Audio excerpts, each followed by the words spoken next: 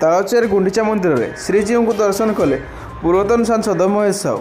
तालचेर रथयात्रा शांति श्रृंखलार सहित समापन होता बेले गतकाली तीन जीव गुंडीचा मंदिर को पहंडी विजे करथिले एवं पाग अनुकूल जोगु आज तालचेर गुंडीचा मंदिर में श्रीजीव को दर्शन करने श्रद्धालुओं प्रबल जनसमागम परिलक्षित होता। यही परिप्रेक्षी में पूर्वतन ढेंकानाल सांसद श्री महेश साहू श्रीजीव को दर्शन करने सहित समस्त कल्याण निमंते प्रभु जगन्नाथ कृपा भिक्षा करथिले। भक्तों गहन में श्रीजीव को गुंडीचा मंदिर दर्शन कर सांसद श्री साहू बेस आनंदित अनुभव करथिले। यही अवसर में अन्य वरिष्ठ व्यक्ति माने मध्य उपस्थित थिले। तालचेर प्रदीप कुमार महाराणा का रिपोर्ट, कलिंग फोकस।